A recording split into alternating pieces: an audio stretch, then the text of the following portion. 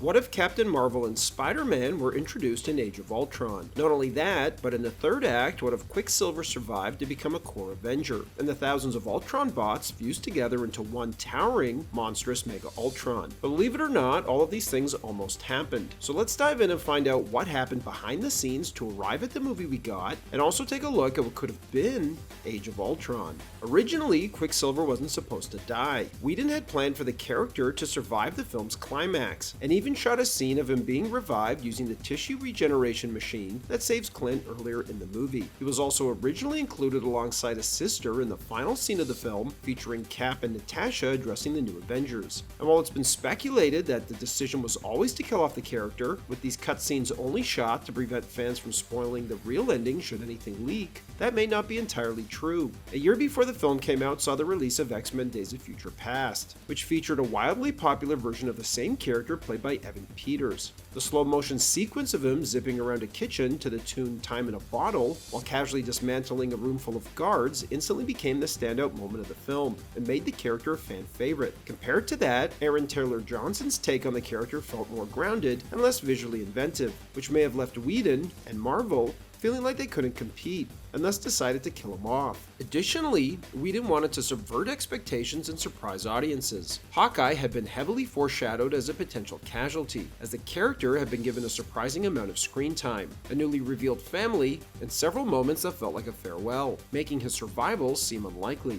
But Whedon did this on purpose to misdirect the audience, as he felt they wouldn't fully expect a newly introduced character like Quicksilver to bite the dust so soon. Captain Marvel, who was eventually teased at the end of Infinity War before being introduced in her own prequel film, originally was going to appear at the end of Ultron as part of the new Avengers scene. However, Feige vetoed it, worried that audiences wouldn't know who she was. Plus, he was reluctant to introduce her fully formed, flying in costume before you knew who she was or how she came to get her powers. They even shot the scene with a stand-in, but after Feige nixed the cameo, they ended up repurposing the same shot with Wanda instead. Whedon also hoped to include Spider-Man in the scene, especially since Sony had recently approached Marvel about collaborating on the character. But despite early talks, the legal and licensing complications hadn't been resolved yet, and the deal to bring Spider-Man into the MCU wouldn't be finalized until after Ultron was finished, making his inclusion impossible. One of the central emotional threads in Age of Ultron is the potential romance between Bruce Banner and Natasha Romanoff, marked by their growing connection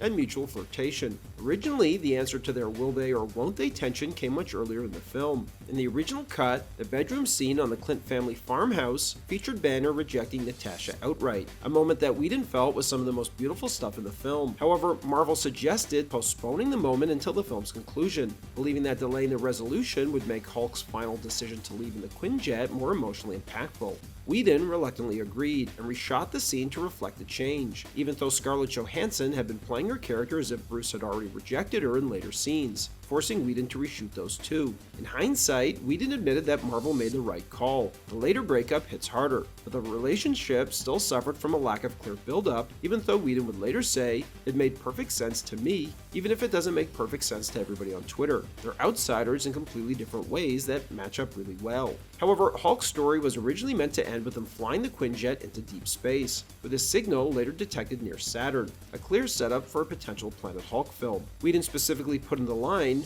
"Where in the world am I not a threat?" as he wanted to leave audiences with the idea that if this is the last movie, that Hulk may have left the world behind, which Whedon felt was enormously poetic. But Feige pushed back, since Marvel had no plans for a Planet Hulk film. As a result, Whedon was forced to revise the ending, keeping the jet's trajectory within Earth's atmosphere, much to Whedon's annoyance. Ironically, when Thor Ragnarok entered development a year later, a conversation between Feige and executive producer Brad Winderbaum led to the decision to include Hulk in that film, effectively incorporating elements of Planet Hulk after all. Feige even joked that the film was briefly referred to as Planet Thor. Reflecting on the shift, Feige recalled turning to his team and saying, "You know what that means? That means Hulk went to space at the end of Age of Ultron." Realizing the irony, he had to circle back to Whedon and deliver the news. "Josh, guess where Hulk's going?" Whedon's deadpan reply said it all. He's going to space. During the Hulkbuster sequence, Whedon originally planned for Hulk to turn gray while under Wanda's spell, symbolizing a more savage, uncontrollable, berserker version of the character. The idea was to visually distinguish this rampaging Hulk from his usual self, emphasizing just how deeply Wanda had manipulated his mind. However, Whedon ultimately backed off the concept, concerned that a sudden shift in Hulk's color might confuse audiences unfamiliar with the comics. Instead, they kept his iconic metallic green hue,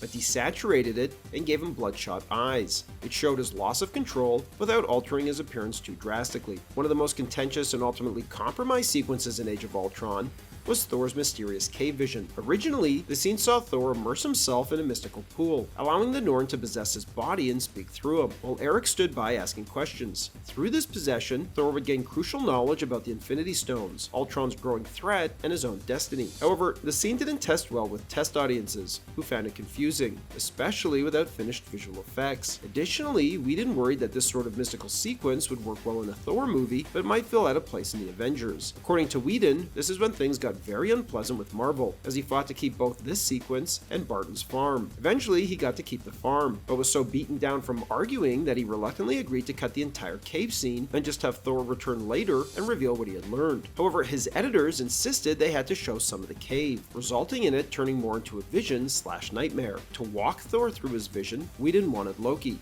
but Marvel couldn't make a deal with Tom Hiddleston, so they got Idris Elba instead. Undeterred, Whedon went straight to Hiddleston and asked him to do it, resulting in him agreeing, and Whedon now having access to both actors for the sequence. That version had a reference to the fact that Loki is now on the Asgard throne, as Thor would ask his brother what their father would say, resulting in Loki doing an Odin impression, which Whedon intended to be Thor's subconscious telling him that Loki was literally imitating his father on Asgard, which would be revealed in Ragnarok. However, test audiences overemphasized Loki's role, and thought that because he was in the film that he was controlling Ultron, resulting in him being cut from the movie. What remained in the final cut was a shadow of what Whedon had intended, a symbolic, visually rich sequence meant to tie together cosmic threads, now diluted by studio compromises and misread audience reactions. During early development of Vision's birth scene, Whedon pushed for the character's design to include visible genitals, believing it would make the moment feel more raw and organic, like a true artificial life form being born. He demanded that the concept artist create multiple renditions of Vision's appearance, each featuring different anatomical options. But after seeing the concept art, Whedon quickly reconsidered and said, yeah, I'm 100% wrong here.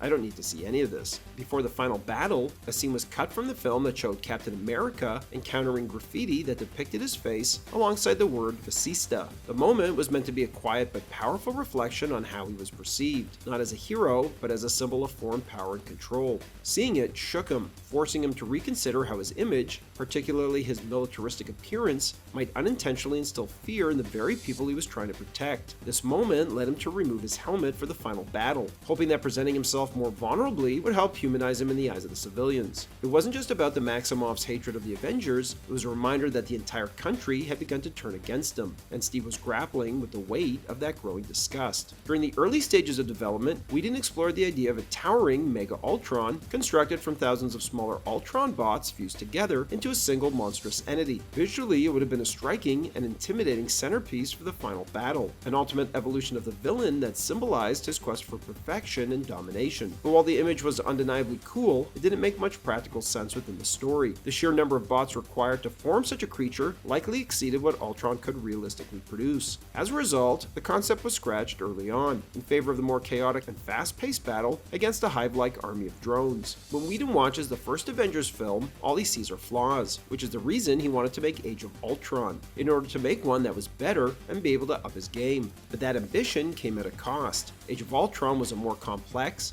thematically dense, and narratively burdened film, and Whedon poured everything into it, only to feel, in the end, like he had been punished for trying to make something great. The pressure he placed on himself, combined with Marvel's rigorous, sometimes stifling creative oversight, left him creatively and emotionally drained. Tasked with juggling a sprawling cast of characters, introducing a new generation of heroes and villains, and laying the groundwork for Marvel's future films, Whedon found himself caught between his creative instincts and the demands of a larger cinematic machine. He described the process as filled with friction, a constant push and pull between his vision and the studio's roadmap for the MCU. By the time it was over, Whedon was burnt out, admitting he was completely tapped when Marvel came to him to write Infinity War. In the end, Age of Ultron was a production defined by exhaustion, compromise, and creative clashes with Marvel, an experience that would ultimately mark the end of Whedon's time with the franchise. Thanks for watching, everybody, and don't forget to like and subscribe for more of Hollywood's untold stories and unmade movies.